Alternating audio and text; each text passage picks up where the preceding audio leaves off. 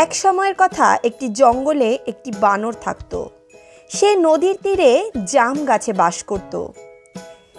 একই বনে একটি কুমির এবং তার স্ত্রীও থাকত। একদিন কুমির নদীর তীরে বসে গাছের নিচে বিশ্রাম নিচ্ছিল। বানরটি তাকে কিছু ফল দিল। কুমিরটি পরের দিন আরও ফলের জন্য ফিরে এলো, কারণ ফলগুলি তার ভারী পছন্দ হয়েছিল। এইভাবেই দিনের পর দিন কেটে যায়, আর কুমির আর বানর দুজনেই খুব ভালো বন্ধু হয়ে গেল। একদিন বানর কুমিরের স্ত্রীর জন্য কিছু ফল পাঠালো।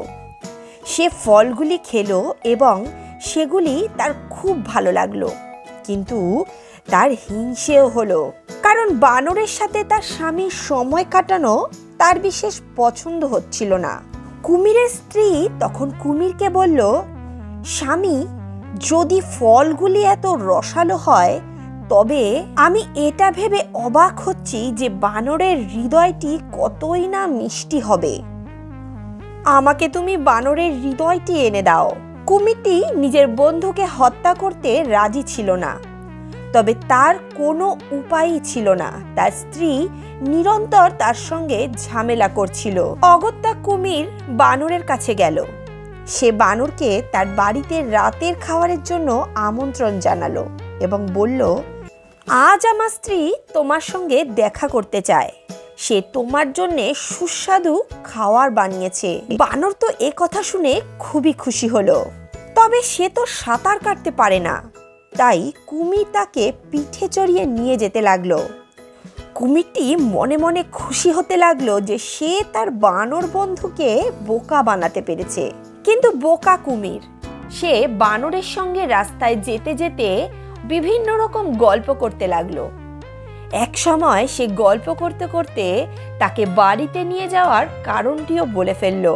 বানরটি মনে মনে খুবই দুঃখ পেল, তবে চতুর বানর, সে বলতে লাগলো, আরে বন্ধু, তোমার তো আমাকে একথা আগে বলা দরকার ছিল। আমি আমার হৃদয়ে সেই জাম গাছে ফেলে এসেছি যে তোমার স্ত্রীর যদি আমার হৃদয় খাওয়ার এতই ইচ্ছে হয় তাহলে তো আমাদের আবার জাম গাছে ফেরত যেতে হবে। তুমি এক কাজ করো, আমাকে জাম গাছে ফেরত নিয়ে চলো। আমি সেখান থেকে আমার হৃদয়টা নিয়ে আবার তোমার পিঠে চড়ে তোমার স্ত্রীর কাছে চলে যাব।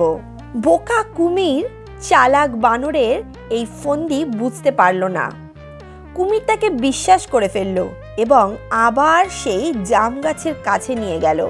যেই না কুমির জাম গাছের কাছে বানরকে নিয়ে গেল, বানর এক লাফে আবার জাম গাছে উঠে বসলো আর চিৎকার করে বলতে লাগলো, বোকা কুমির, হৃদয় কি কারোর গাছে থাকে?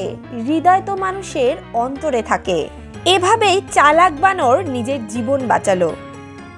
বন্ধুরা, এই গল্পের থেকে আমরা একটাই জিনিস জানতে পারি, সেটা হলো বুদ্ধিমত্তার সাথে বন্ধু বাছুন এবং সর্বদা উপস্থিত বুদ্ধি রাখুন।